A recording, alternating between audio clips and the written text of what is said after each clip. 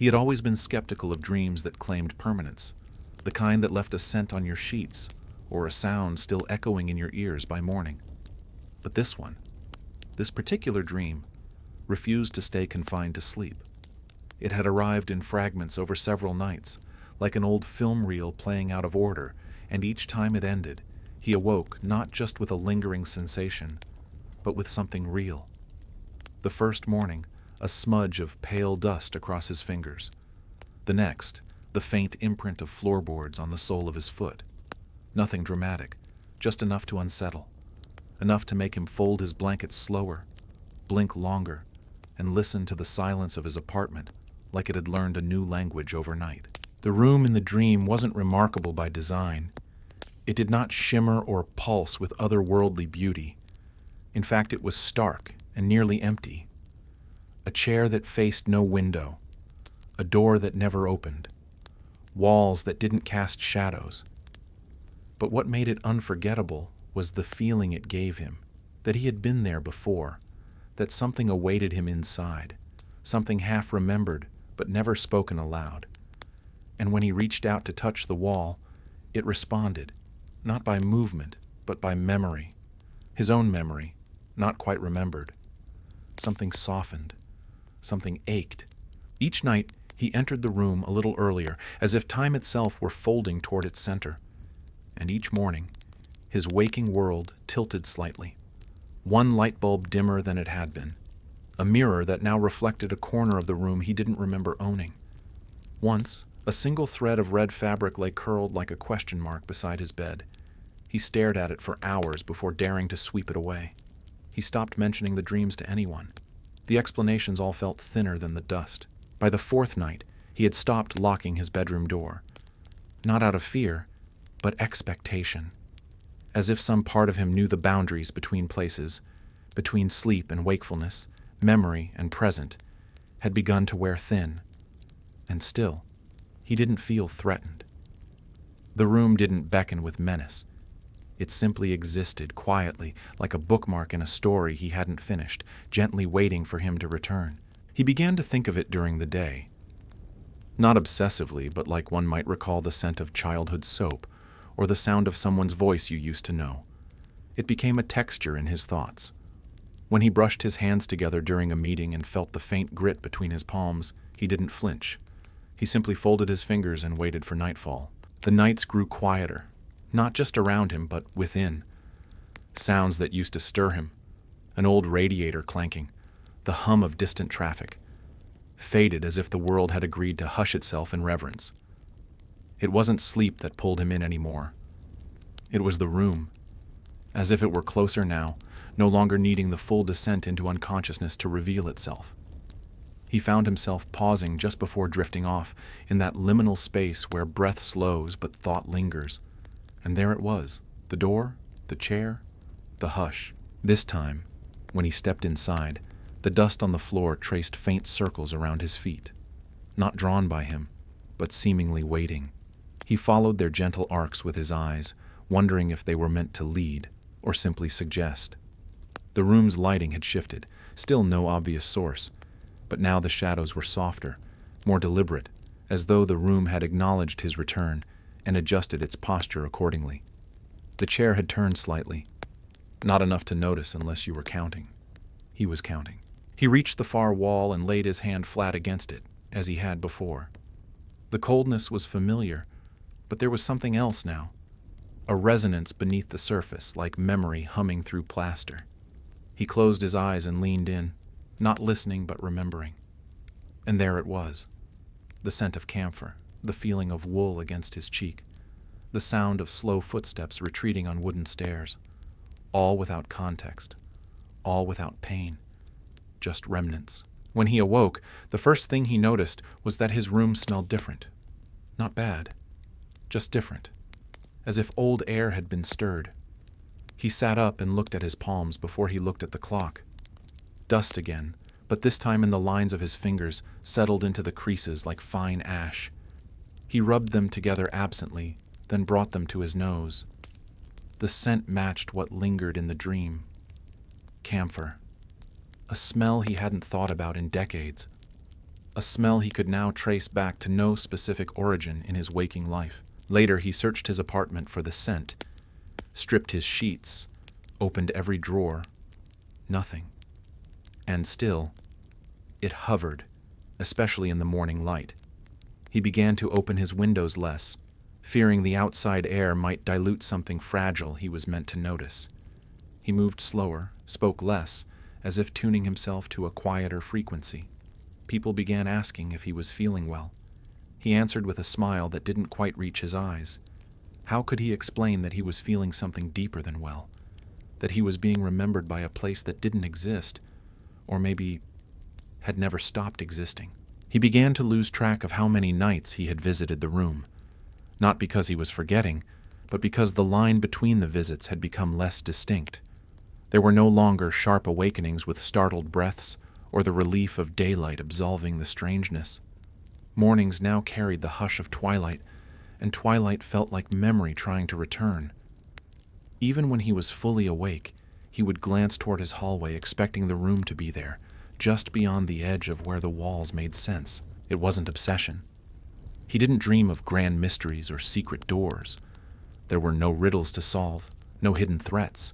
It was something more delicate than that. The room was not asking him to decipher it. It was simply showing itself, little by little, like a forgotten tune playing through a familiar wall. And he was the listener, a patient one. One morning he found a thread again, this time longer, thicker. It lay across his pillow as though placed there intentionally. A deep shade of green, not vibrant but aged, like velvet left too long in the sun. He held it between his fingers, feeling not fabric but familiarity. The texture brought back no specific memory, only the certainty that his hands had once known this, that someone, somewhere, had worn something with this very shade, this exact softness. He kept the thread this time, pressed it into the pages of an old notebook he hadn't written in for years. The notebook had sat untouched in his drawer, abandoned after he grew tired of trying to make his thoughts appear coherent. Now it became a quiet archive, not of dreams, but of evidence. He didn't write descriptions, only small observations. Dust in spiral shapes, a light bulb humming a lower note. The chair that had once turned now had a cushion, pale yellow, worn corners. Each detail, when written, felt like acknowledging an old friend's return. He began sleeping with the lamp on. Not because he was afraid, but because the lamp had begun flickering at moments he couldn't predict. When it did, the flicker cast strange silhouettes on the far wall, shapes that matched nothing in the room. Once, he held his breath to see if the silhouette would move. It didn't, but it stayed longer than a flicker should, like a memory that had learned how to linger. During the day, he started carrying the notebook with him, not to write, but to feel its presence, like a tether, a reminder that what was happening wasn't merely a dream escaping its bounds. It was something real enough to press into paper. He never reread what he had written. The past few entries were just timestamps, small notes like chair facing north or dust shaped like a comma. But in his mind the story was growing, not forward, not backward, but inward. The houseplants on his windowsill began to tilt toward the wrong direction. He noticed it after a week, when the sunlit side of the room stayed unchanged, but the leaves bent toward the shaded wall where nothing ever shone. It wasn't dramatic at first, just a lean, a curve. But it grew with time, and he stopped rotating them back. Something in him felt it would be impolite, as though they knew something he didn't, as though their roots had begun to remember a different kind of light, one not of the sun, but of memory illuminated from within. He tried an experiment. One night before sleep, he left his bedroom window open just slightly, letting in the night air. He placed a small ceramic bowl, empty, on the floor beside his bed. No reason, just a gesture, a way to invite the dream rather than wait for it to arrive. That night, the room greeted him with a warmth he hadn't felt before. Not physical warmth, but a tone. The chair now had a second one beside it, facing it. The door remained shut, but it pulsed subtly, as though acknowledging a breath held behind it. He sat this time. First in the original chair, then he moved to the new one. Back and forth, unsure where he belonged. Neither felt quite right, and yet both felt familiar. He had no memory of conversations, but the air between the chairs held the weight of words long said. Not loud words, but those uttered softly in the kind of room where people speak only when they need to. He placed his hands on his knees and closed his eyes. When he opened them again, the room was unchanged. But he felt older. Not aged. Older. As if some part of him had lived longer inside that silence. When he awoke, the ceramic bowl held water, just enough to reflect, the surface unmoved despite no rain. He stared into it for a long time, watching how the ceiling's light softened around its edge. Then, carefully, he poured the water into a plant's pot, as if to return it where it belonged. Nothing felt strange about the act, only appropriate. By now, he no longer questioned the rhythm. The room came not nightly, but when it wished, and he never resented its absence. He simply waited, gently, like one waits for a season to return. He stopped watching clocks before bed, removed them from the walls. Time had begun to feel like a veil, and he preferred the view without it. On the nights the room did not arrive, he slept still and quiet, waking with a faint ache in his palms, as though he had been holding something in his sleep and forgotten to let go. One morning he found a faint circle on his wrist. Not drawn, not bruised, just a light indentation, as if something had rested there gently for hours. He pressed his finger to it and felt nothing unusual. No pain, no warmth, but something in him recognized the shape. A cup handle, a bracelet, a key ring? He couldn't say. Only that it fit perfectly with the idea of having been touched by a memory, not an object. That evening, he placed a folded piece of paper beneath his pillow. Nothing written on it, just a gesture, another offering. When he arrived at the room again, the chair was gone, but in its place stood a small table, bare except for an object he couldn't name. It looked like a folded cloth, but when he reached for it, it felt like stone. Cool, weighty, silent. He didn't try to move it, only placed his hand beside it and stood there, letting the room breathe around him. And breathe it did. The walls no longer seemed still. They trembled slightly like old lungs exhaling slowly after years of holding air. He stood until his knees ached, then turned to face the door. Still shut, still silent, but something in its frame now shimmered faintly, like dust caught in a sunbeam, except there was no sun. He didn't remember leaving the room, but he woke with a folded cloth beside his pillow. It was neither stone nor cool, just fabric, pale and soft. He unfolded it gently and saw nothing. No embroidery, no markings. But when he held it to the light, there was a faint shadow in its weave, a shape that looked like a room seen from above. His own room, but with one door too many. It was then he began to question whether the dream had ever truly started within sleep, or whether it had always existed, waiting for attention, not invention. His habits shifted without intention. He placed things in pairs. He arranged his books by color, not by subject.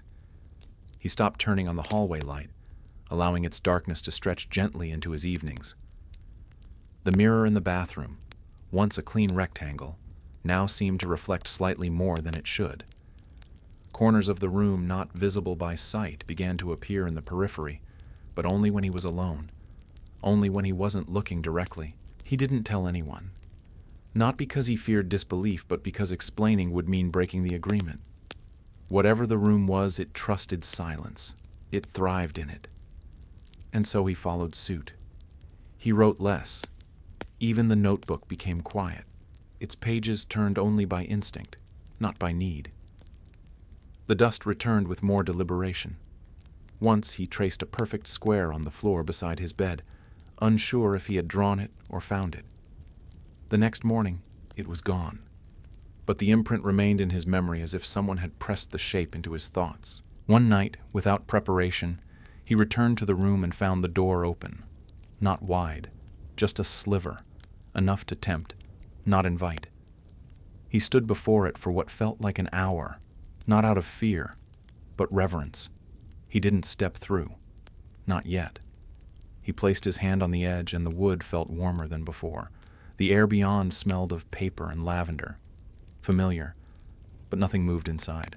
No voices, no wind, just potential. He woke with a sense of having stood still for a very long time. His legs ached. His hands trembled slightly, but not from fatigue, from holding something invisible. That morning, the sun hit his floor at a sharper angle, casting shadows that extended just a bit too far. One touched the edge of his notebook. Another pointed toward the hallway. And in the dust, near his pillow, was a single word drawn with the faintest fingertip. Soon. He no longer kept track of the nights the door had remained ajar. It was not about time anymore. It was about readiness. There were mornings he would wake and feel the air around him charged, as if the night had tried to lift the veil again but found him not quite aligned.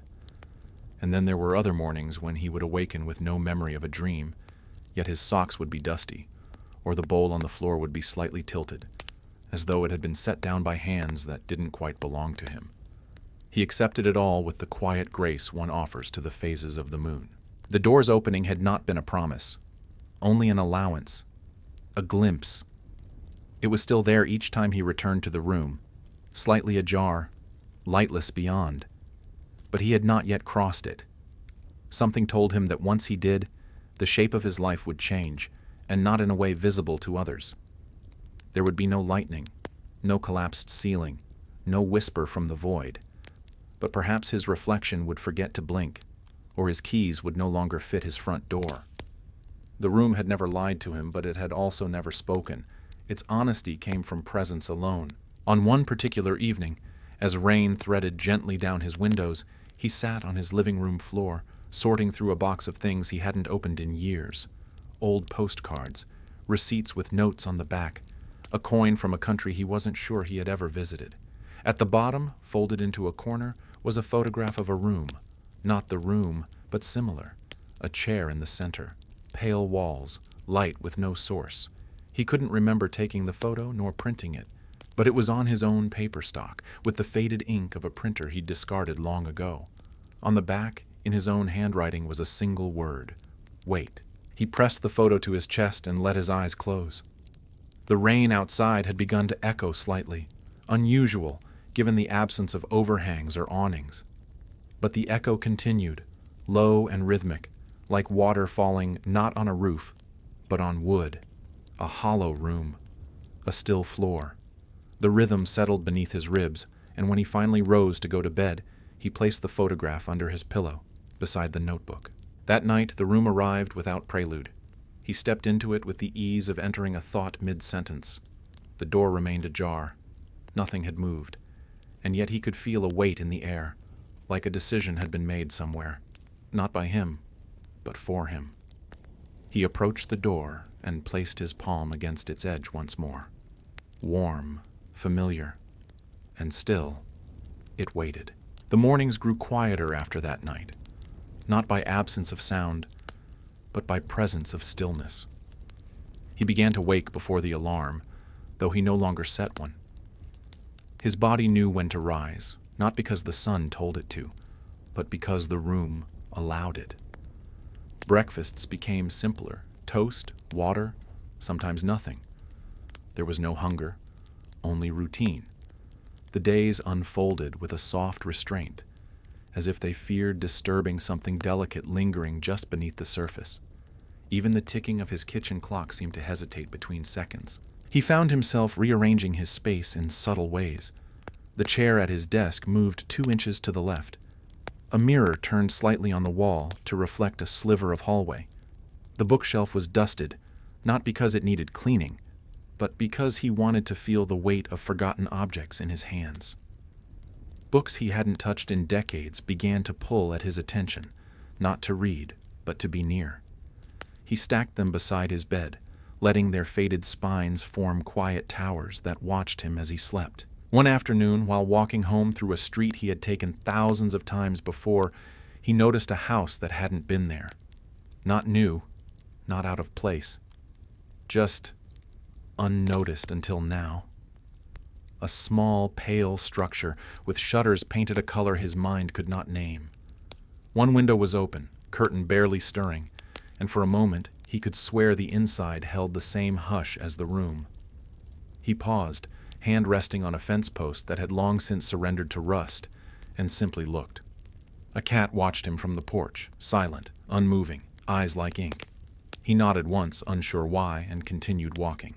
That night, the room returned with one change. The door was open wider. Still not enough to pass through, but enough to see, and what he saw was not another room, but a hallway, narrow, lined with objects whose details refused to settle. A coat rack without hooks, a table with one leg that shimmered between wood and shadow, and framed pictures, facing inward so only their backs showed. He stood at the threshold and breathed in the scent of old cedar and ink. A memory flickered, childhood visits to a great-aunt's house, where silence held authority and nothing was allowed to be moved without reason. He didn't cross the threshold, not yet, but he leaned closer, letting the air touch his skin. It was warmer than before, familiar in a way that made his chest tighten, not from fear, but from the unbearable tenderness of being remembered by something he hadn't yet named. When he turned back toward the chair, it was gone again. Only the table remained, and on it now sat the folded cloth, opened flat, revealing a single stitched thread in the shape of a key. He did not touch the thread that night. He only looked at it, its gentle curve, its unfinished loop, the suggestion of a key rather than the thing itself. There was no lock in the room, no chest, no drawer. The door, though open now wider than ever before, had no handle. And yet, the presence of that shape changed everything. It introduced a tension into the stillness, not conflict, but possibility. Like a breath held for just a moment longer than needed, he dreamed without sleeping the next day. While washing his hands, he glanced up and saw, in the mirror, a flash of the hallway from the room. Just a corner, just enough to remind. He blinked, and it was gone. Later, while folding laundry, he found a shirt he hadn't worn in years. Inside the pocket was a piece of dried lavender, crumbled but unmistakably fragrant. He didn't question how it had arrived. He simply held it in his palm for a while, then placed it on the windowsill next to the plants that no longer followed the sun. That evening, he turned off all the lights before lying down.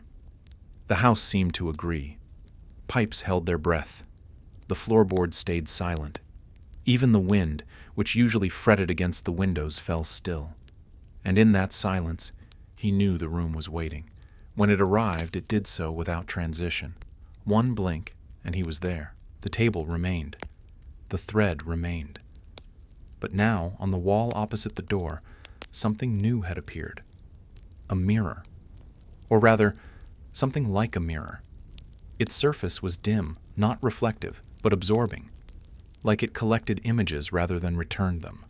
He walked toward it slowly, expecting to see his own outline emerge, but nothing came. Just the soft hum of presence. He reached toward it, but stopped short of touching. Instead, he turned slightly, angling his head as if listening. And in that position, the mirror responded, not with light, but with suggestion. It darkened slightly, and in its depths, he saw not a reflection, but a memory. A hallway. His hallway, in his real home, except longer. And at the far end, a faint shape stood. Not a figure. Not quite. Just the outline of a door slightly ajar, with the suggestion of light beyond it. He stepped back, not from fear, from recognition. The thread, the mirror, the door, they were not clues. They were permissions. The room had never asked him to solve anything. It had only waited for him to remember. And now, it was remembering back. He turned once more to the doorway, where the hallway beyond now shimmered faintly, as if sighing in relief. As if it too had been waiting for this exact moment, when both he and it would understand. The dream was not a story to be interpreted, but a place slowly coming home. He began sleeping with the lights off entirely, not just in his bedroom but throughout the house. Not out of fear, but reverence. Darkness no longer felt empty. It felt prepared, like a stage with the curtain drawn, not in mourning, but in anticipation. In the absence of light, his mind quieted. The hallway outside his room took on a depth he hadn't noticed before, as if space had expanded in the night, as if the corners now listened.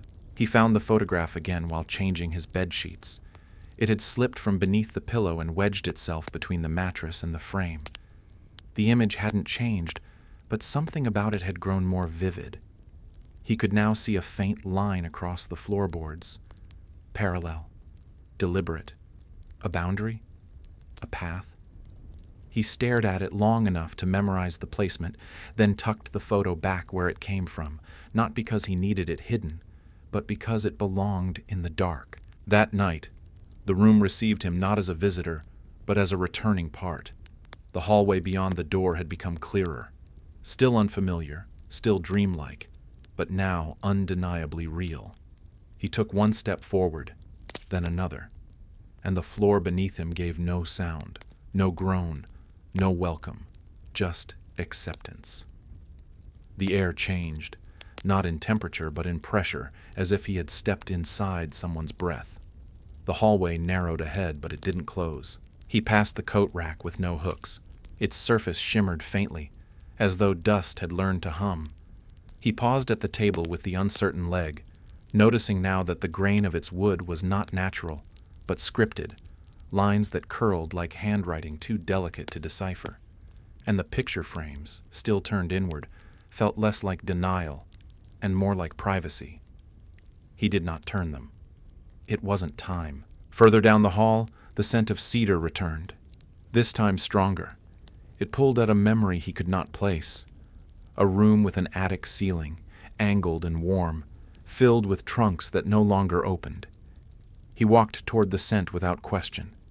Not hurried, not slow, just steady.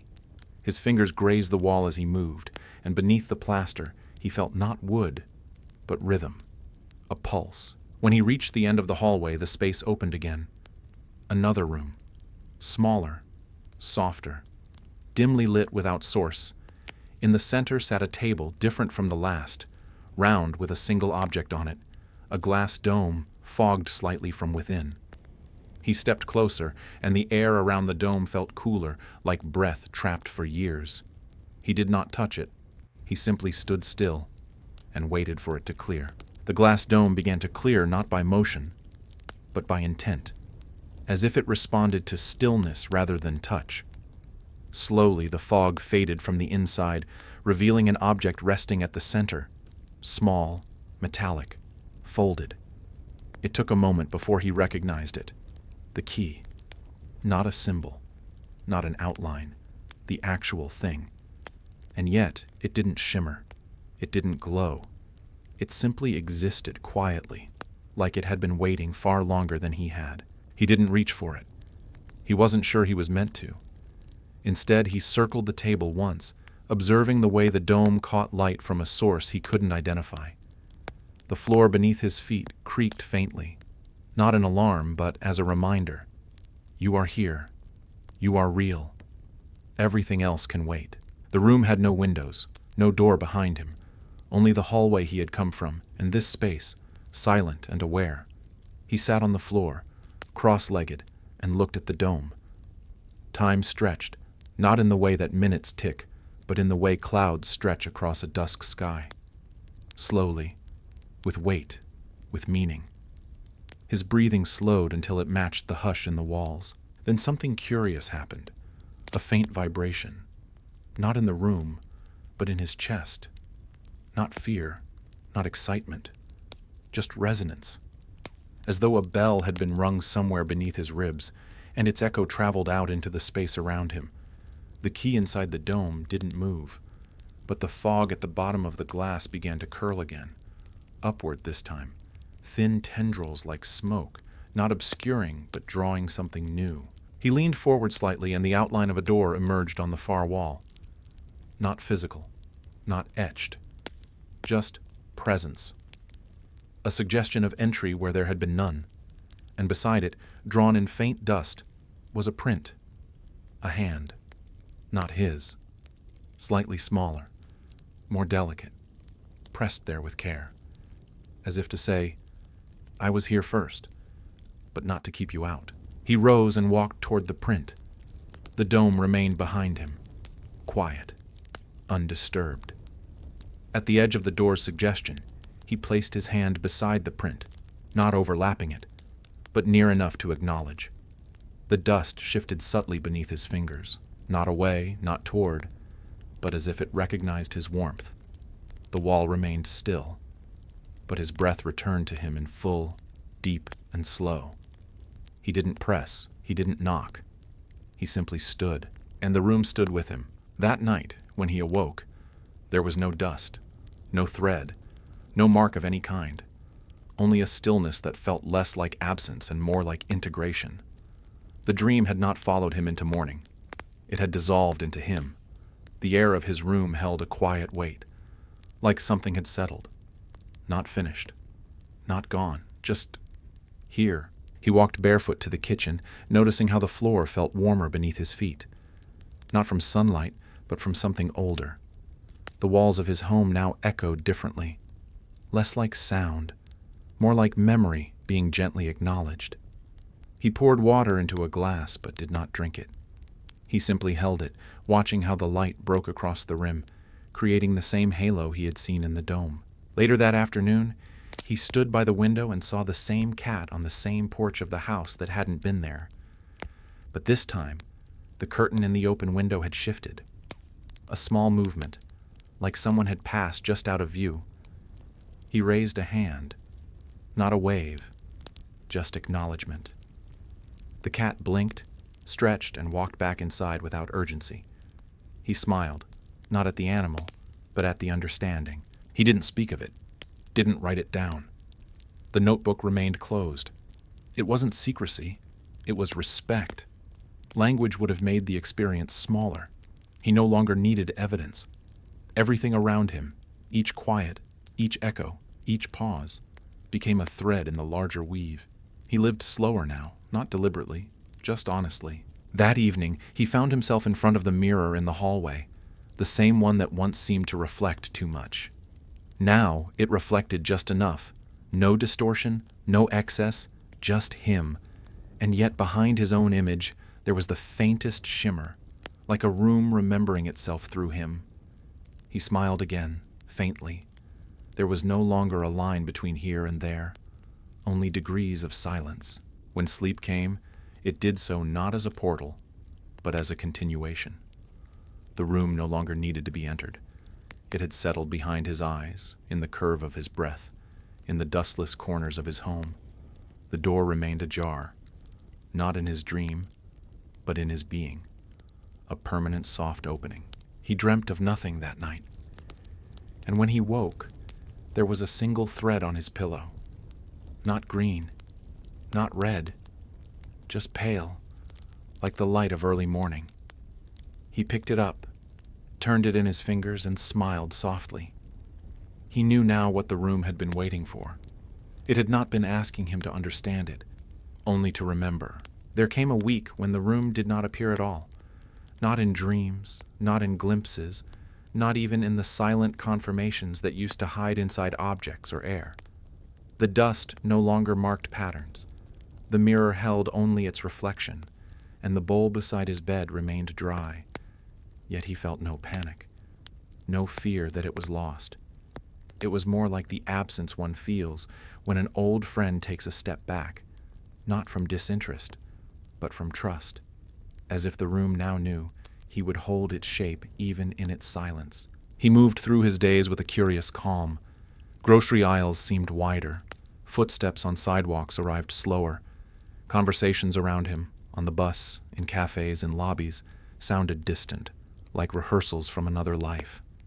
He didn't feel separate, just quieted, as if the room had given him not a message but a frequency, and now the world, by comparison, hummed too loud. In the small park behind his building, where ivy climbed lazily over rusted rails, he began to sit more often. He brought no book, no music, just himself and the wind. He would watch leaves quiver without falling, listen to birds that seemed to pause their songs mid-note. One afternoon, A woman walked past him wearing a scarf the exact shade of the key thread. She didn't look at him. She didn't need to. It wasn't recognition. It was reassurance. That something he carried now existed beyond him. At home, he began noticing his belongings shifting places. Nothing dramatic. A candle slightly moved. A drawer left open by half an inch. He knew he hadn't touched them. But he also knew they weren't accidents. The house wasn't haunted. It was listening, responding. Not the way walls echo back a voice, but the way memory echoes through gesture. He began leaving small things behind intentionally. A coin in the corner, a page folded in a book, not as messages, as offerings. That night, as he lay in bed with no expectation, sleep came slowly, like a tide returning to a familiar shore. And in that tide, the room returned. Not as a place, but as a sensation. He didn't see it. He didn't walk its floor. But he felt the texture of its air against his skin, the weight of its presence behind his eyes. And in that strange middle state between breath and thought, he felt a soft impression pressing against his palm. When he awoke, he found nothing in his hand. No key, no thread, no mark.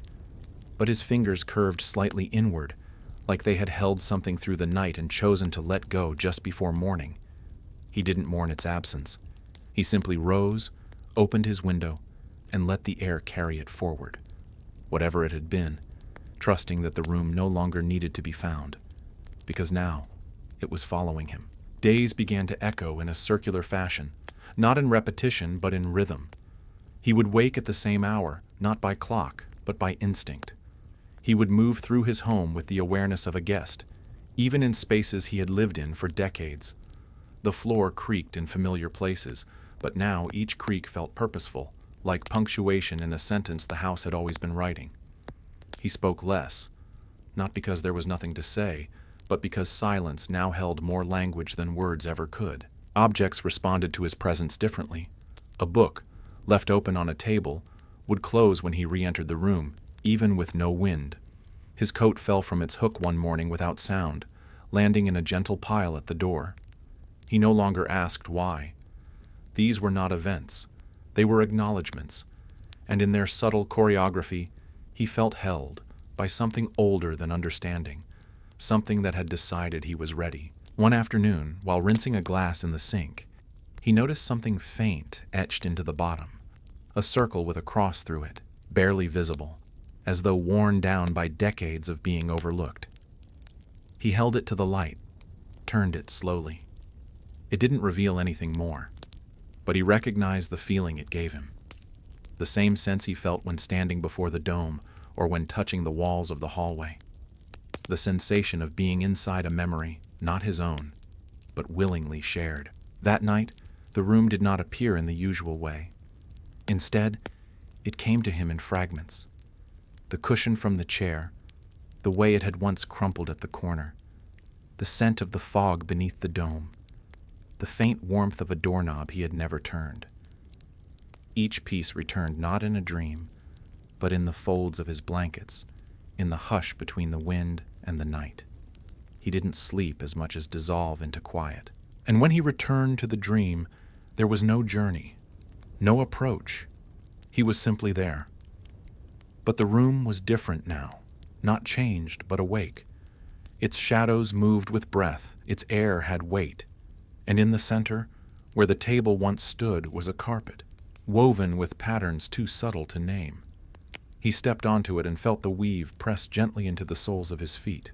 Not soft, not rough, just precise. Like each thread knew the story of his step before he took it. There was no object in the room this time. No key, no thread, no door. But the walls pulsed with a warmth that matched his pulse. He sat on the floor, cross-legged again, and closed his eyes. The room no longer needed to be seen. It had become something else. Something not built, not imagined, not dreamed, but remembered. From a place deeper than memory. He began to feel it in his hands. The memory of doors he had never opened, the weight of keys he had never held. Not physical sensations, but the impression of them, like the faint afterimage that lingers behind your eyes after staring at the sun. His palms would sometimes tingle without reason. His fingers, when resting, curved into the shapes of handles that didn't exist. The body, it seemed, was remembering something the mind still struggled to name. Outside, the world carried on. Traffic flowed, neighbors nodded, the postman delivered letters. But within that normalcy, he saw layers, echoes of another rhythm playing just beneath the surface. Pigeons landed on power lines in patterns too deliberate to be chance. A woman on the bus hummed a tune he recognized from the dream, though he was certain it had no name. Even puddles seemed to form in familiar outlines. He didn't tell anyone. These moments weren't proof. They were communion. He spent more time with the notebook again, not writing, but reading what he had never written. The pages were blank, yet he found himself turning them as though each held a chapter. He could feel the texture of words beneath his fingertips. Invisible, perhaps, but not absent. One evening he pressed his hand to a page and closed his eyes, and in the quiet he heard something soft. Not a voice, but a pressure in the air, shaping thought into shape. Not instruction, just presence. That night, the room came back in full, but different. The walls were translucent now, like frosted glass behind which shadows moved slowly, never clear, never still. The floor had softened. Beneath his steps, it yielded slightly, like memory made tangible. He did not search for meaning in any of it. He simply walked the perimeter, hand brushing gently against the glowing fog of the walls. Each contact sent a ripple outward, not seen but sensed. At the center, where the carpet had been, now lay a circle of faint light, not projected, not drawn, just existing. He stepped into it without hesitation, and as he did, he felt the dream fold, not collapse, not end, but gather, as if the room itself had blinked and drawn him closer into its gaze. The air thickened, not with heat but with gravity, a kind of intimacy he had never felt from a place. He stood there, not expecting anything. And in that surrender, something opened, not a door, not a path, but a depth. Beneath his feet, a hum began, low, steady, familiar, like the first note of a song he'd forgotten he once loved. The walls pulsed once more, then settled, and he understood. The room had no destination. It was not taking him somewhere. It was becoming him, slowly, with care, and without return. In the days that followed, the ordinary began to echo with the shape of the room. Not its appearance, but its presence. The way the fridge door opened with the soft hush of the dream's hallway. The way light fell across his kitchen table, mimicking the glow once cast by unseen windows. He would walk from room to room, not out of habit, but as though following a memory laid out in architecture. Corners whispered, floors breathed, and yet nothing had changed, visibly. One morning, as he reached for a shirt in the closet, he found that his hand hovered longer than necessary, drawn not to fabric, but to space. There, nestled between two hangers, was something folded. Not a garment, not paper, just a shape. He took it out slowly and found it to be a strip of cloth, the same pale color as the thread that had once appeared on his pillow. It smelled faintly of lavender and something older, cedar, maybe, or dust. He held it to his chest and closed his eyes, not in nostalgia but in recognition. The room had visited him, not in dreams this time, but in linen. He didn't speak that day, not out of solemnity, but because the air around him felt full, and adding sound to it would have felt intrusive. Even his footsteps softened. He left the cloth on the windowsill, where it caught the late morning light and folded it into something that looked like breath. He watched it for a long time, until the light moved on and the shadow it cast shifted shape, from rectangle to crescent to nothing. That night, he did not wait for the room.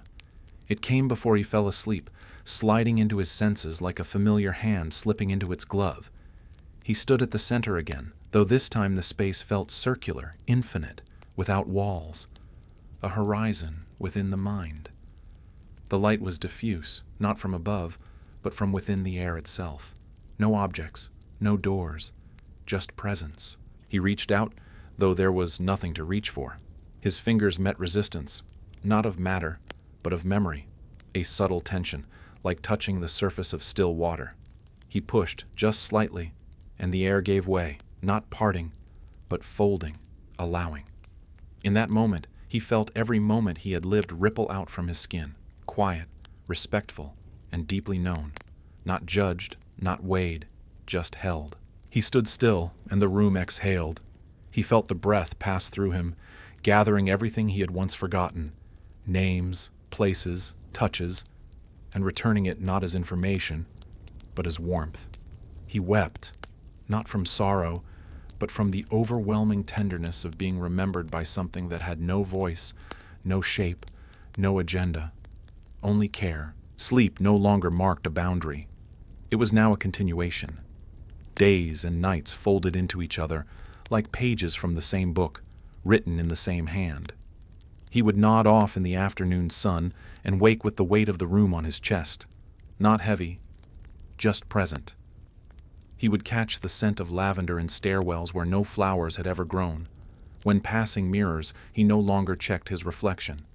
He looked for shadows instead. The house adapted to him as he had adapted to it. A window he never used now opened with ease. A cabinet that had always creaked now moved in silence. The walls grew warmer, as though his presence had soothed some long-standing ache. He touched them often, not out of curiosity, but gratitude. Each brush of his palm felt like returning a favor. He no longer feared forgetting things. If a name slipped from memory, it did so with grace, like a bird flying home. If a task remained undone, it wasn't neglect. It was alignment. The room had taught him that not everything needed to be finished. Some things, like a melody that never resolves, were meant to linger. One evening, while sitting on the edge of his bed, he noticed the corner of the room had grown brighter. Not with artificial light, but with something quieter, like the glow of memory when recalled with affection. He stood, walked toward it, and saw something he hadn't seen in years. A photograph taped to the baseboard, yellowing at the corners. He knelt and peeled it free. It was him, younger, standing in front of a building long since torn down. Behind him, in the blur of background, was a doorway, slightly ajar, familiar in its angle. He held the photo, not for proof, but for connection. A thread across years. The doorway in the background was not the same as the one in the dream, but it wore the same expression. Open, waiting, unafraid. He placed the photo on his nightstand and lay down without turning off the lamp. The light didn't matter.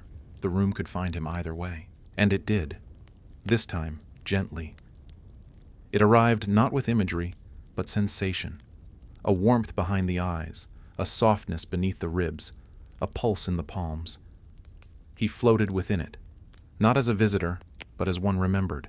No landscape, no sound, just the fullness of being included. He whispered nothing, thought nothing, just existed, and the room existed with him. The next morning he did something he hadn't done in months. He wrote a letter. Not to anyone in particular, not to be mailed, just ink on paper, folded carefully, left beneath the bowl beside his bed. It contained no explanation, only sensation. He wrote of silence, of warmth, of doorways that knew your name, of a room that did not take you somewhere, but took you in.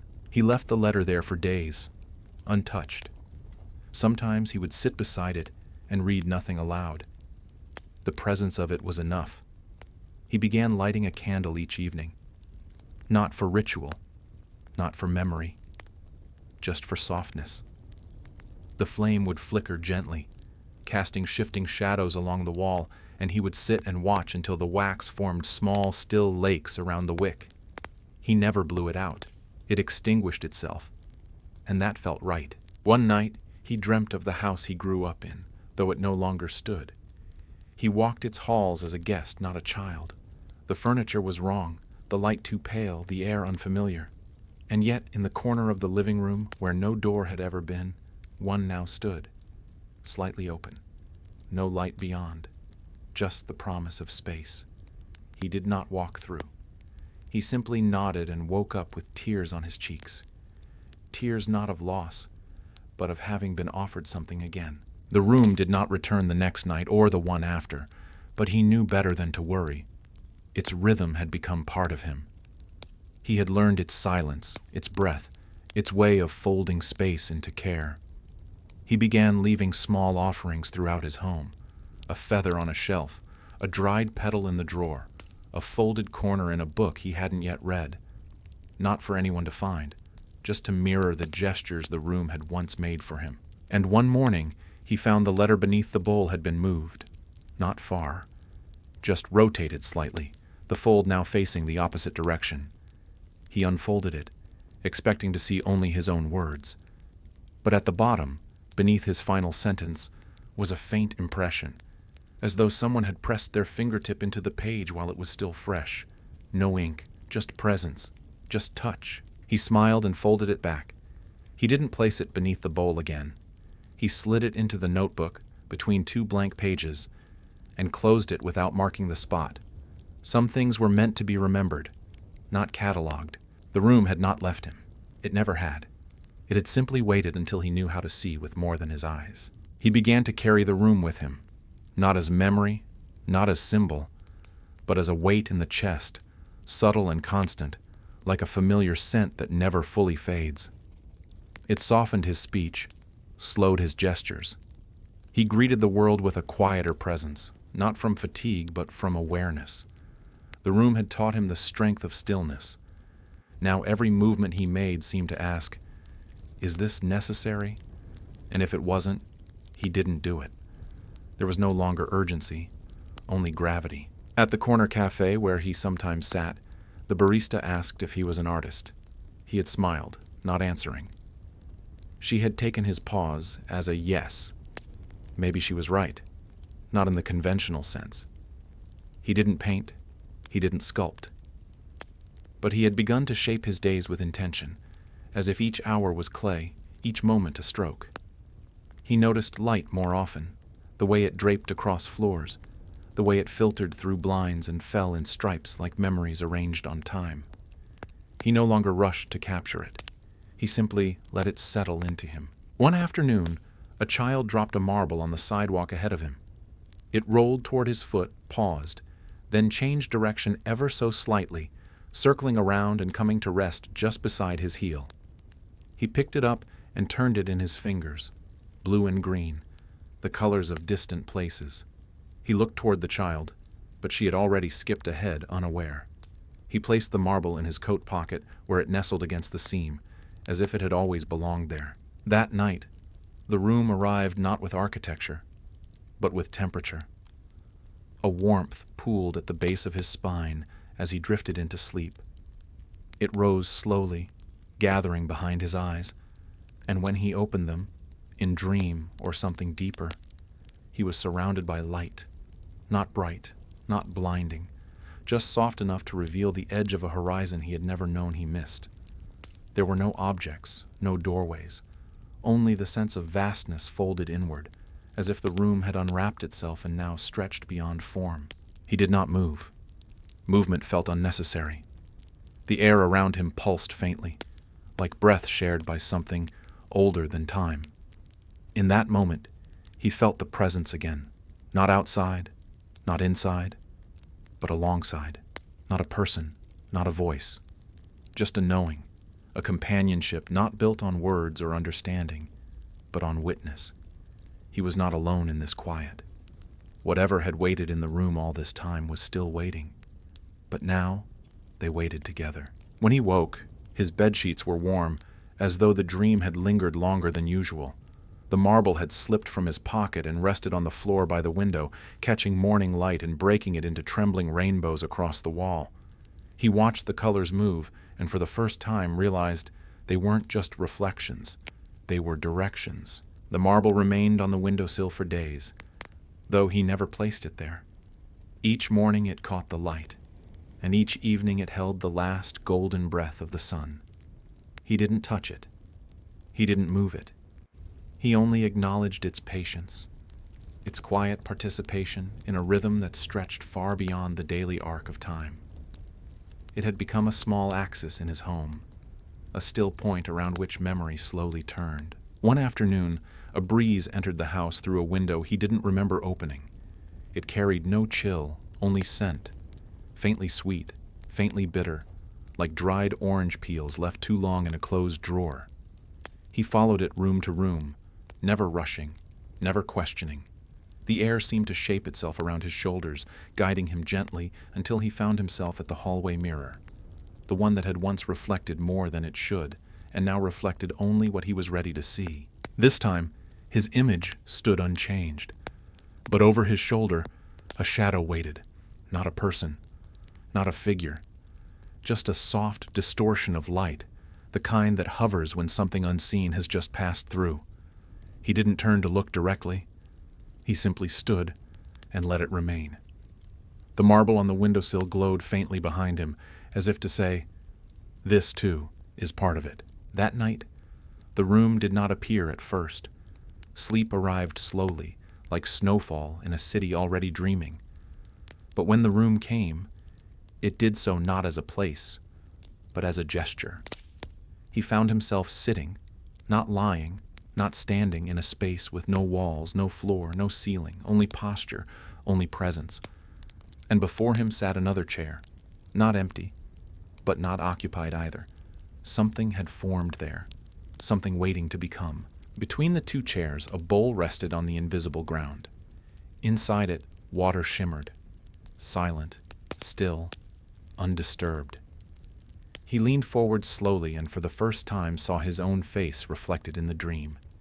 It looked older, not aged, but settled, as though he had finally returned to an expression that belonged to him. He reached toward the water, and the reflection did not ripple. It waited. He let his fingers hover just above the surface, and in that space between skin and water, something opened. A memory, not his, emerged. The scent of old books in a hidden room, the feel of linen curtains brushing against a sleeping face, the sound of someone humming in a language never spoken aloud. He didn't grasp it. He simply received it. Let it pass through him like light through lace. When he awoke, he found a small circle of moisture on his nightstand. No glass, no leak, just a ring as though a bowl had once rested there, just for a moment, just long enough to leave a trace. He touched the edge of the mark with one finger, and for a brief instant it felt warm. Not wet, not cold, just warm, like the palm of someone who had held something meaningful and then let go. The warmth from the circle lingered long after his finger had moved away. He did not wipe it clean. He left it there on the wood, letting it fade on its own terms. In the days that followed, he noticed more of these faint impressions. On windowsills, tabletops, even on the pages of unopened books. They never stayed. They never appeared when watched. But each time they returned, he felt steadier, as though the house was responding to his presence not with movement, but with memory. One evening, as he walked through his hallway, the air shifted around him. Not wind, not chill, but a subtle density, like walking through a thought that hadn't yet finished forming. He paused and placed his hand against the wall. The surface pulsed gently beneath his palm, like it remembered being touched before. It felt less like a wall and more like a continuation, a corridor between places that had no address. That night, the room returned in pieces. First the scent, then the light, then the sense of space. When he found himself standing within it again, he noticed that the dome had returned. It sat on the same table, though the table now appeared older, its wood slightly warped, its grain deeper. Within the dome, no object rested, just fog, swirling lazily like thought undecided. He approached it slowly, not out of hesitation, but respect. He stood before the dome and waited. There was no need to do anything. The fog moved with its own rhythm, as though stirred by a breath he couldn't hear. Then, without warning, it began to clear. Not from the center, but from the edges, pulling inward like curtains drawn by invisible hands.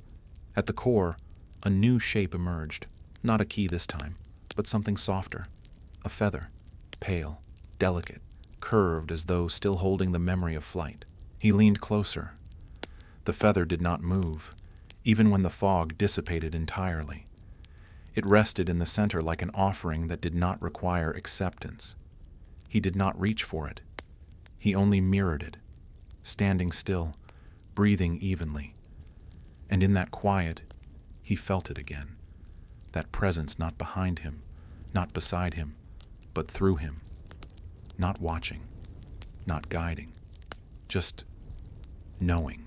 A hum rose in the space, not from sound, but from alignment, as if the room and his breath and the feather and the dream had all settled into a shared frequency. He closed his eyes and listened to nothing, and in that nothing, he felt something shift, not outside, but within, a loosening, a release, a surrender not to what was, but to what always had been, just beneath the threshold of notice. When he awoke, the dome was gone. But on his pillow rested a single feather, not pale, not pristine. This one was dark, with a silver edge as if dipped in night. He turned it between his fingers and felt the faintest resistance, as though air itself remembered something it wanted to keep. He placed it in the notebook, not between pages, but inside the spine, somewhere central, somewhere permanent. The feather stayed tucked within the spine of the notebook, though he never checked if it had shifted. He trusted that it would move only when it needed to. It was no longer an object, but a participant.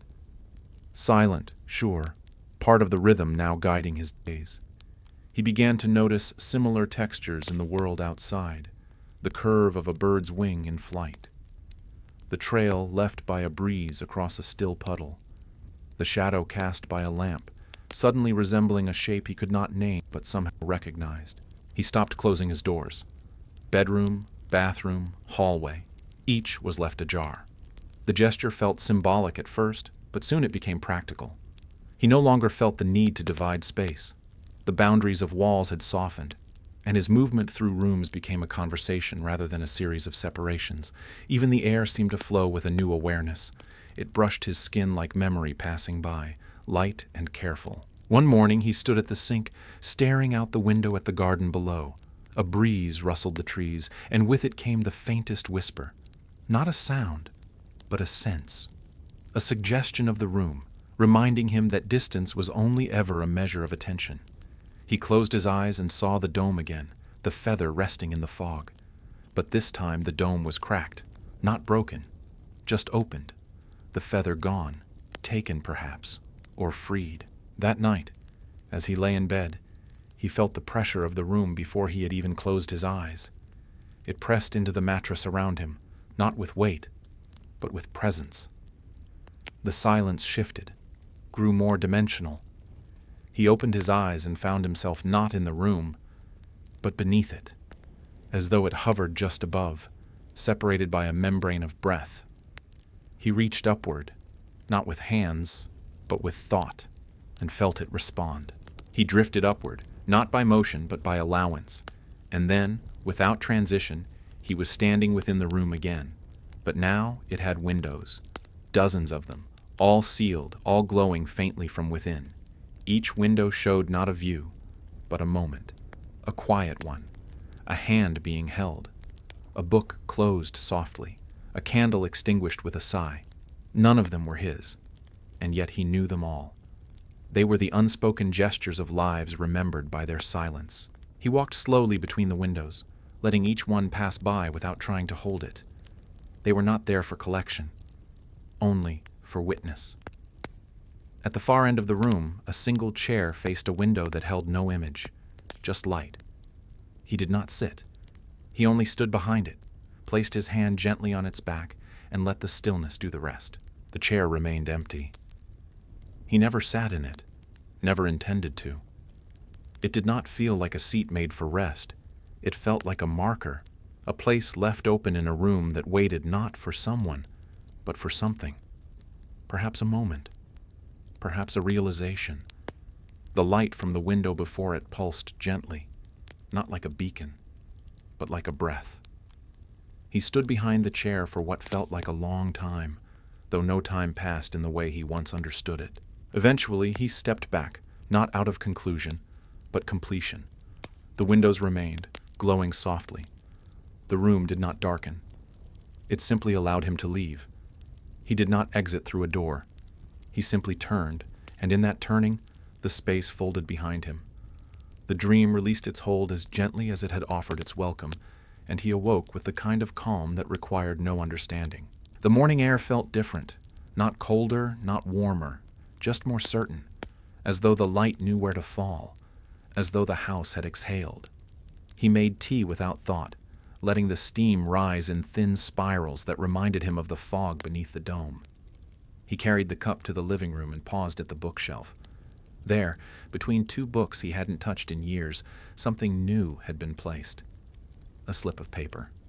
Small. Unwritten. Folded once. Precisely. He opened it without hesitation. Nothing was printed. Nothing scribbled. But the center held a faint depression, as if someone had rested their thumb there long enough to leave intention behind. He held it in his hand until the heat of the tea warmed it, then placed it inside the notebook, not for safekeeping but for continuity. The book no longer stored words, it held gestures. That night, he did not expect the room. He simply prepared the space beside him as one might prepare for a familiar guest. A glass of water, the window cracked open just enough. A small cloth folded at the foot of the bed. Nothing ritualistic, just care, just readiness, and when sleep arrived, it did so silently. He did not walk into the room. It unfolded around him. He was already sitting in the chair he had refused to occupy before. But now, it felt right. The light from the blank window before him filled the space with a kind of clarity that did not blind. It revealed.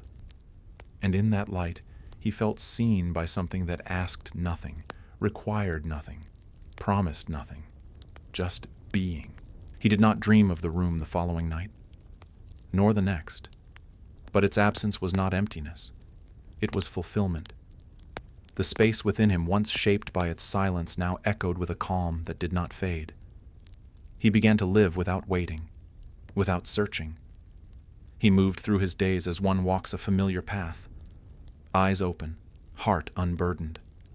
The world, unchanged, now held more places to pause, more corners that seemed to bow inward, more shadows that felt like memories rather than absence. He still lit the candle in the evening, not because he needed it, but because it greeted the dark with kindness. He still left doors slightly open, not out of superstition, but out of respect.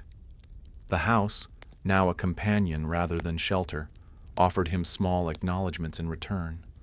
A soft breeze where no window was open, a creak in the floor that timed itself with his breath, a warmth in the chair, even when he hadn't sat there in hours. One morning, he woke to find the feather gone from the notebook. In its place, a smooth stone the size of a coin. Cool, dark, unmarked. He held it in his palm and smiled. This was not loss. This was continuation. He placed the stone on his windowsill, beside the marble, and watched as the light passed through one and rested on the other. Two companions, each offering presents in their own way. He walked to the hallway mirror and stood before it without expectation. His reflection met him plainly. No shimmer, no shadow. But his posture had changed, shoulders more settled, eyes quieter. And behind him, in the hallway's softened light, the doorway to his room stood exactly as he had left it, slightly open, just enough to suggest a boundary still respected. He reached out, not to close it, but to steady it. And in that moment, the air shifted again, not dramatically, just enough to remind. The room, wherever it resided, was never a destination. It had never been elsewhere. It had always been a shape that memory knew how to find, through stillness, through witness, through care. He no longer needed to go there, because now he carried its silence in the spaces between his thoughts. That evening he sat by the window long after the sun had left. The marble glowed faintly, the stone remained cool, and in the hush that followed dusk, he whispered into the air. Not words, not names, just breath, just acknowledgement. The kind of sound a room might make if it could sigh, or remember, or say, "Thank you for seeing me, even when I was invisible." And far off, not loud, not sudden but certain, he felt the room answer. The seasons turned, though he no longer tracked them by weather. He measured time instead by light, its color, its direction, the length of its silence as it passed through his rooms. Spring came without announcement, not with blossoms or birdsong, but with the way morning settled more gently on the floorboards. He noticed the dust didn't gather as quickly now, or perhaps it did, but with less urgency. The house seemed content to carry things slowly, as he did. He had stopped opening the notebook, not because it no longer mattered, but because it no longer needed him.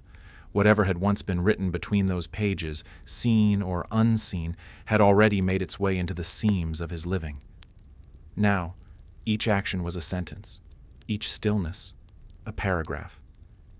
He had become the text, and the room, he sensed, was reading him. One afternoon, while walking a path in the park that twisted around a half-frozen pond, he paused beside a bench he never used.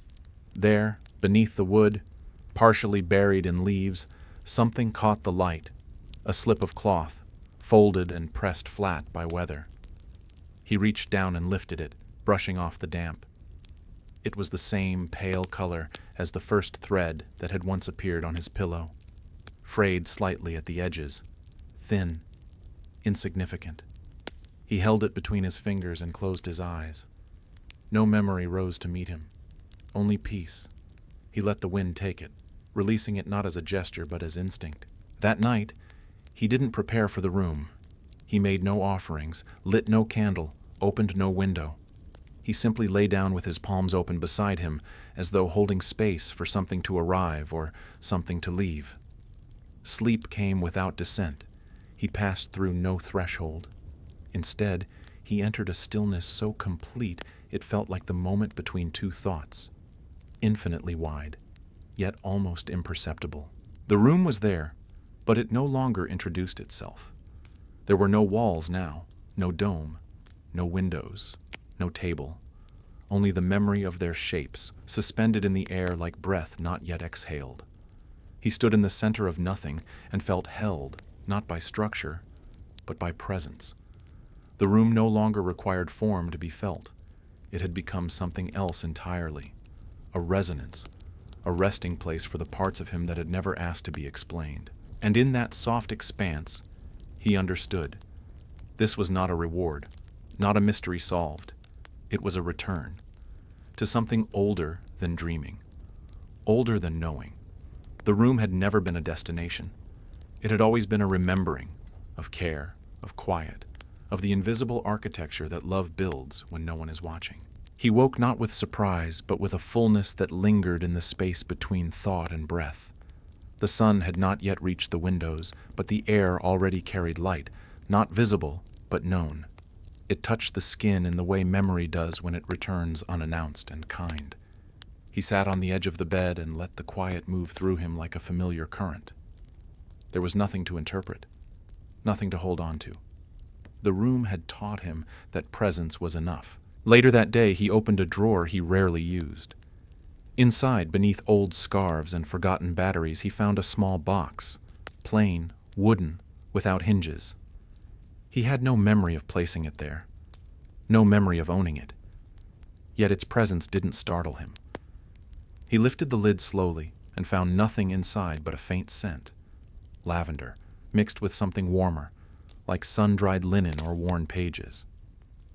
He left the box open on the windowsill and did not return to it. The house had grown still in a new way, not silent, but listening. He walked more slowly now, not out of frailty, but reverence. Each step seemed to carry intention, as if the floor beneath his feet remembered the weight of his passage and chose to welcome it. Objects no longer shifted. They simply rested. The mirror in the hallway, once prone to shimmer, now reflected only what stood before it, but with a gentleness that suggested understanding. That evening, he took the candle from the shelf but did not light it. He set it on the table, placed a single match beside it, and left it untouched. The gesture wasn't ritual. It was acknowledgement, a way of saying, "If you return, I will be ready. But I no longer need you to come in order to remember you." He went to bed with his eyes already closed, drifting into sleep not as a departure, but as a return. And this time, the room did not appear around him. It appeared within him. A slow blooming of quiet, expanding from the chest outward, filling every limb, every breath. He didn't walk through it. He became it. Or perhaps he always had been. The room was no longer separate from his shape. It had learned his rhythm, and he had learned its stillness. And at the center of that stillness, something opened. Not a door, not a vision, but a feeling. As though someone, somewhere, had placed their hand on his shoulder and said nothing. Just stood with him. Just remained. The kind of presence that required no explanation. The kind of presence that stays long after everything else has gone. He breathed in, and the room breathed with him. The days that followed felt like echoes made solid. He moved through them with the ease of someone tracing a well-worn path, not because he lacked wonder, but because the wonder had settled into the ordinary. Small things held more weight. A creak in the stair, a leaf pressed against the window, the warmth of sunlight on an unused chair. He no longer questioned whether the room would return. It had woven itself into everything. Even absence now bore its signature.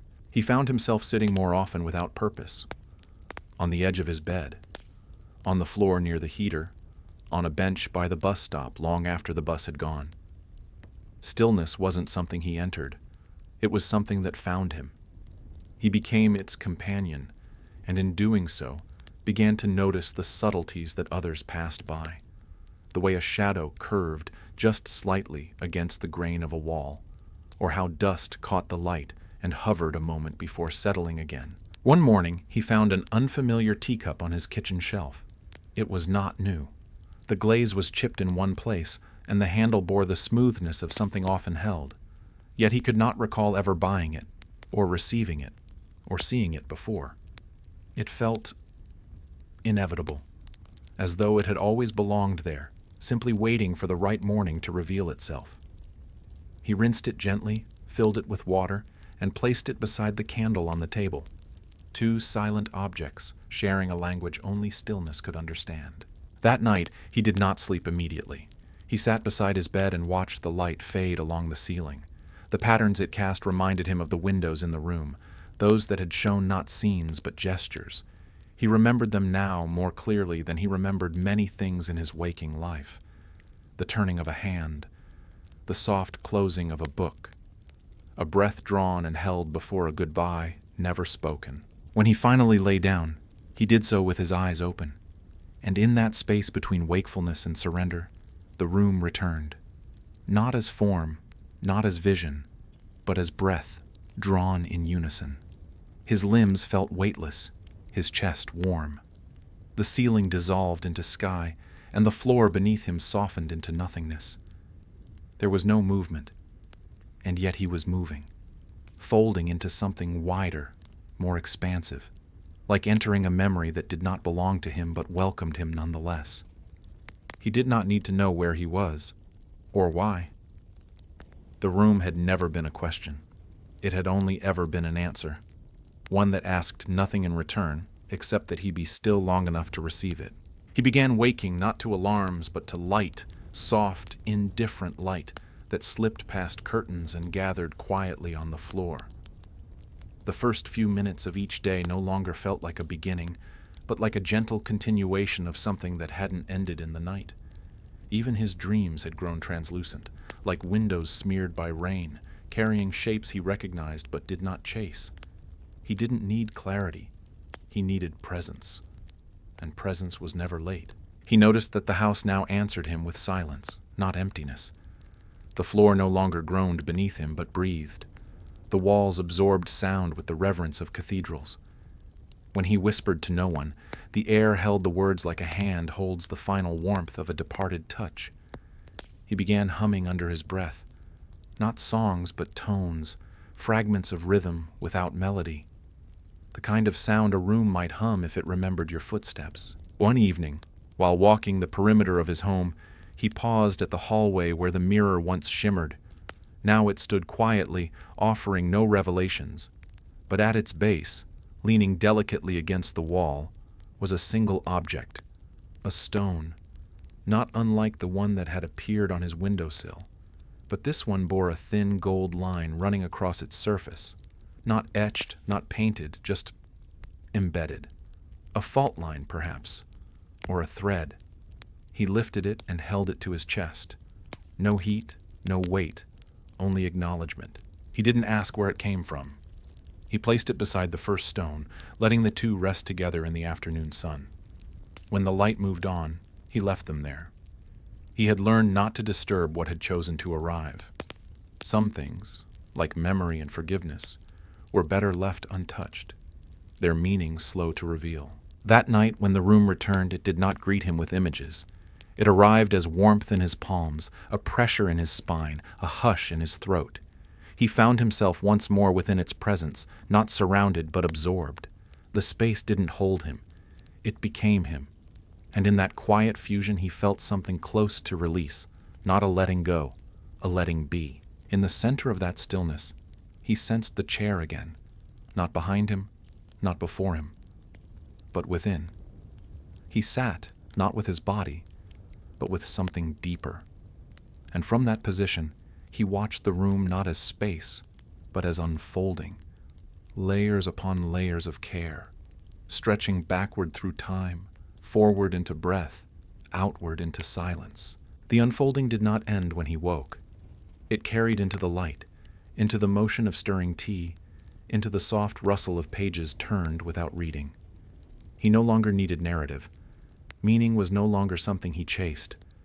It arrived instead in textures, warm fabric, cool stone, a breeze that paused beside his cheek.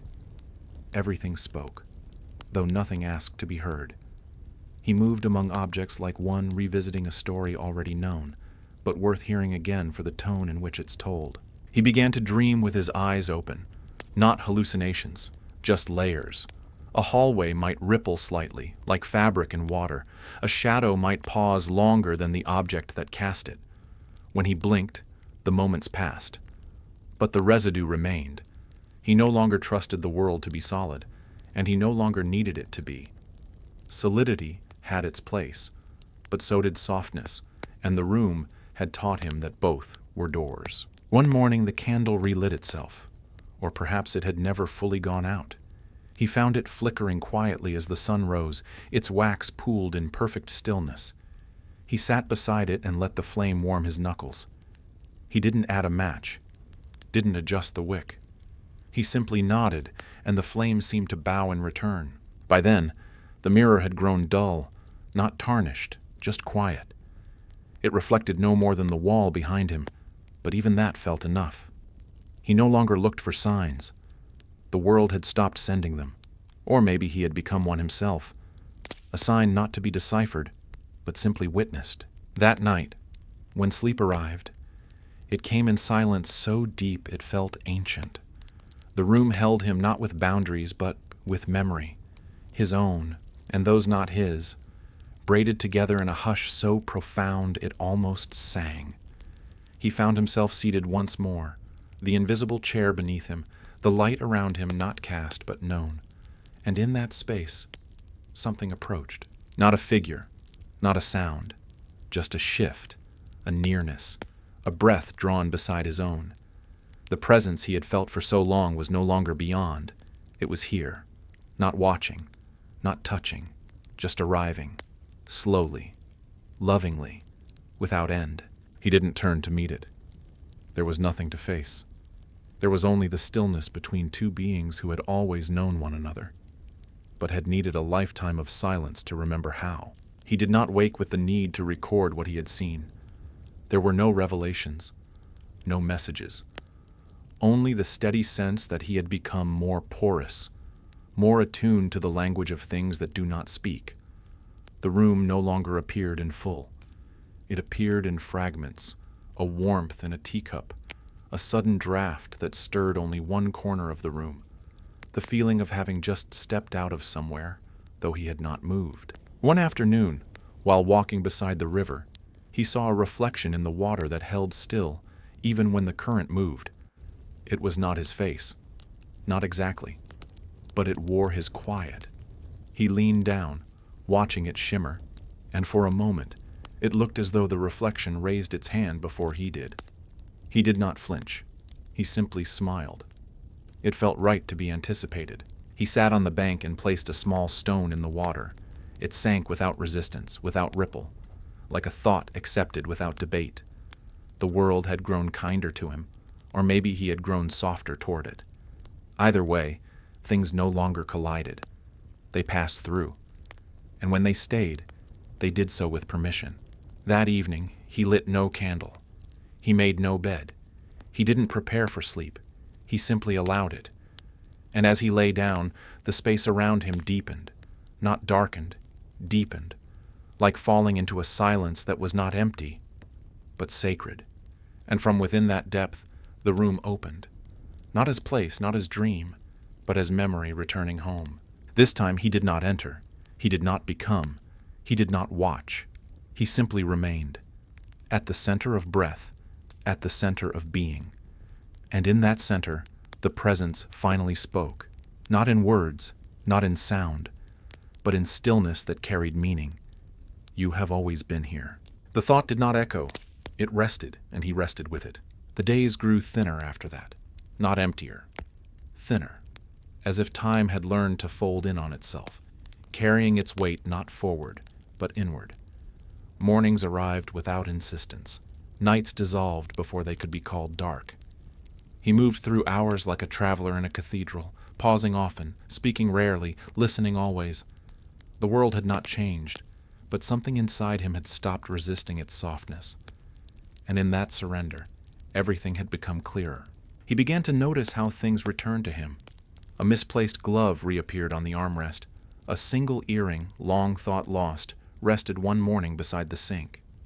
Even the scent of cedar drifted again through the hallway, though he hadn't touched the drawer that held the old scarf in weeks. These were not signs. He had long stopped looking for signs. These were acknowledgments, small nods from a world that now moved in rhythm with him, not around him. The mirror, once a threshold, now served as a window again, but not to reflection. When he stood before it now, he no longer saw himself. He saw the light behind him, the space that cradled his silence, the stillness he had become. Sometimes it showed nothing at all, and those moments were the most honest. The absence of image was not a void. It was a kindness, a moment when even the world allowed him to rest from being perceived. That afternoon he sat in his usual chair and noticed that the shadow beneath the table had shifted. It wasn't darker or deeper. It had simply moved to a place it hadn't touched before. He watched it stretch slowly, like a hand reaching for something it already knew how to hold. And then, as if responding to his attention, it stilled. He closed his eyes, and in that gentle pause, he heard something. Not a sound, but a return. He did not rise. There was no need. The room was with him again, not as space, not even as presence, but as a hum in his bones, a breath beneath his skin. He had forgotten what separation felt like, and in that forgetting, he had become whole. The room did not ask him to come. It asked him to remain, not in place, in being. He breathed deeply, and the air tasted like memory softened by time. He reached for the candle, not to light it, but to feel its cool wax. He turned it once, slowly, as if tracing a familiar face in the dark, then set it down, centered on the table, not because it meant anything, but because it belonged. When evening came, he did not notice the transition. There was no threshold left, only layers of quiet that folded around him like pages, closing gently over a well-loved story. And for the first time, he realized he no longer dreamed of the room. He dreamed as the room. He stopped marking the days. Calendars became irrelevant, not because time had ceased to matter, but because it had softened into experience. Mornings were no longer distinguished by date or purpose. They were simply the moment the room inside him stirred slightly and reminded him he was still here. Each breath felt circular now, not linear. It rose, settled, and returned like waves folding back into themselves.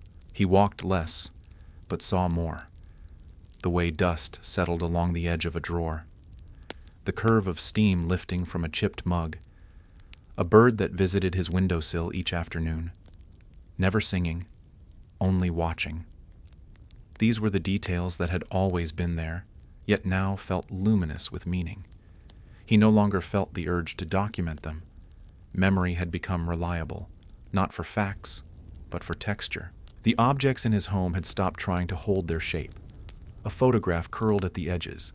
A spoon rested forever slightly askew. Books leaned into one another like people sharing secrets too soft to speak aloud. He did not correct these things. He let them be. Perfection had long since been replaced by presence, and presence was generous, always willing to be slightly undone. One evening, the light in his room did not change, yet he knew it was time. He stood without effort, walked without sound, and found himself in the hallway that no longer required walls. It had returned to him slowly over the months, not as architecture, but as memory. He walked its length without counting steps. There were no windows now, no doors, just a passage filled with breath, a corridor made of waiting. At the end of that space, a chair had returned. Not the original one. This one bore the marks of time, worn arms, a threadbare seat, a small crack in one leg. It was beautiful in the way a familiar coat is beautiful, not by design, but by having carried someone through so much weather. He didn't hesitate.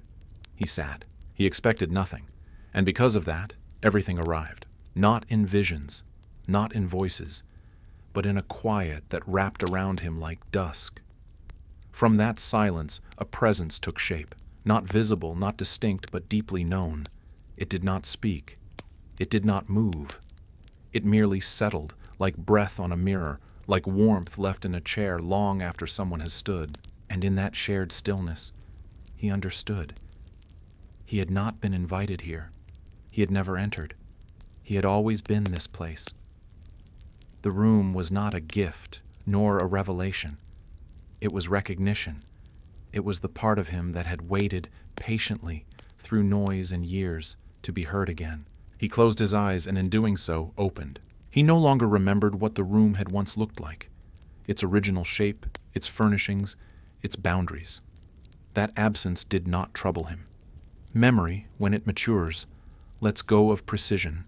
It keeps only what the soul knows how to carry. What remained now was sensation.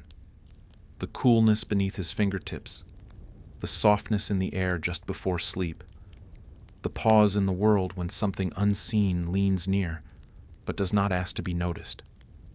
These were the pieces he kept, not because they were important, but because they were kind. One morning, he awoke and felt older, not in his body, but in his presence, as if the room had passed through him completely, leaving behind not traces, but essence. He walked into his kitchen and stood without motion for several minutes, watching light spill across the counter in a quiet arc. It felt like time saying thank you, not for anything done, just for having been still long enough to receive it. He poured water into a glass and placed it on the table beside the unlit candle. He didn't sit. He didn't drink. He simply stood and let the space form around him, the way fog forms around something already rooted. The walls did not speak. The floor did not move. But everything acknowledged him in its silence. It was not reverence. It was recognition, between one thing that stays and one that has finally stopped leaving. That evening, he did not lie down to sleep.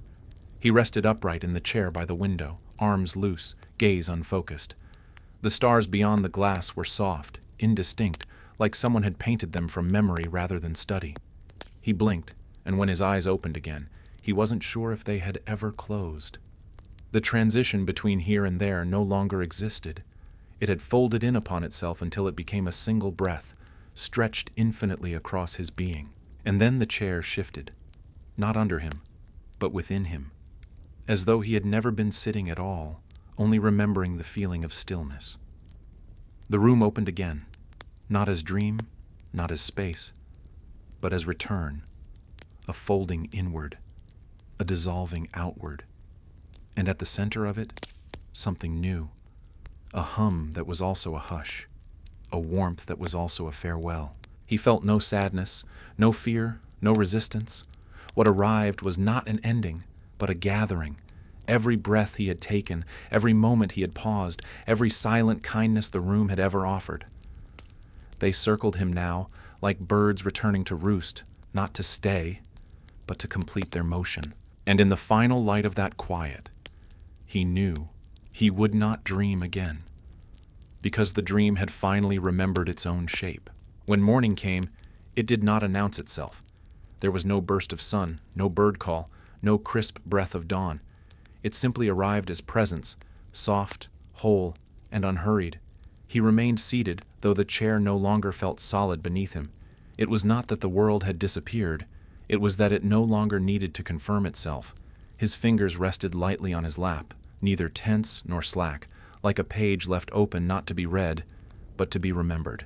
The air around him carried a stillness so complete it resembled sound. Not silence, but something deeper. An atmosphere shaped by memory, breath, and grace. He inhaled, and the air responded, not by shifting, but by settling, like it had been waiting for this exact rhythm, like it had always belonged to him. Outside the window, the trees stood still, not asleep, just content. Even the leaves seemed to rest mid-motion, held in place by a mutual agreement with the wind. He looked at them not as scenery, but as participants. Everything around him had become part of the room's language. Even what was outside now spoke in its dialect. Gesture, pause, return. And then he felt it. The last threshold.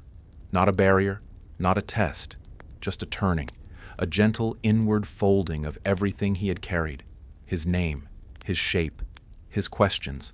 Not erased, just absorbed. He did not rise. He did not close his eyes. He simply allowed the moment to hold him like all others before it had tried to. This time, he was still enough to receive it. The house did not shift. The light did not dim. But within the very breath of the walls, something exhaled. A release not from life, but into it. Into the kind of life that exists beneath all others. The kind that is made not of moments, but of meaning without time. Of presence without form. Of love that never asked to be noticed. He felt no separation, no vanishing, no unraveling, only fullness, as though he had finally expanded to match the exact shape of the room that had waited for him, not as a place, but as a reflection of everything quiet he had ever offered the world. And then nothing more was needed. The room remained. It did not fade. It did not change. It held, as it always had, as it always would. Even in the absence of the one who once walked it nightly, traced its walls with careful palms, and waited for meaning in the folds of sleep, it remained, not as memory, not as dream, but a space shaped by love that had learned to stand still. The chair sat where it always had, perhaps older now, perhaps more honest. The candle on the table, long unlit, held the imprint of 1,000 waiting flames. The notebook, spine worn and pages untouched, still rested quietly, knowing no words were ever needed. These objects did not mourn. They did not mark time. They carried what had passed through them gently, without attachment, without claim. And outside the room, or perhaps within it, the world continued. Someone walked a hallway, unaware that each footstep echoed a rhythm long practiced in silence. A breeze passed through an open window, unaware it stirred air once shaped by reverence. Somewhere, a child dreamed of a room with no door, no light, no voice, and awoke with dust on their fingertips. These were not coincidences, they were continuations. For the room had never belonged to one person. It had simply learned one soul well enough to reveal itself. And now, with that soul having folded fully into its breath, it remained open, not as invitation, but as atmosphere, as hush, as the presence that follows certain kinds of kindness wherever they go. It will be found again, not by searchers, but by those who pause, who listen, who feel the pull of a silence too familiar to ignore. They will not enter it. They will not know they have arrived, but something in them will shift. Their hands will hover near old mirrors. Their feet will slow before unfamiliar doorways. They will find themselves folding cloth they do not remember unfolding, and the room will breathe again. Somewhere, a window remains slightly open. The air through it carries no scent, but it feels like dusk. Not heavy, not cold. Just dusk. The kind that wraps itself around the edges of a house and stays until someone notices. And perhaps they will. Perhaps they already have. Someone has begun to walk slower, to blink longer, to hum without knowing why. A feather rests in a drawer no one opens. A stone sits at the base of a stair where no shoes have stepped in years. A bowl gathers dust in a room no one visits. These things do not grieve. They wait, not because they expect, but because they remember. And in their stillness they carry forward the shape of a quiet too deep to be spoken. The room itself has no walls anymore. It lingers where it is needed, in the pause before someone speaks, in the hush after a door closes. In the softness of a hallway, someone enters without knowing what they're looking for. It is not a place to be found. It is the shape things take when presence is honored long enough to become form. And so it remains, not visited, not kept, simply there,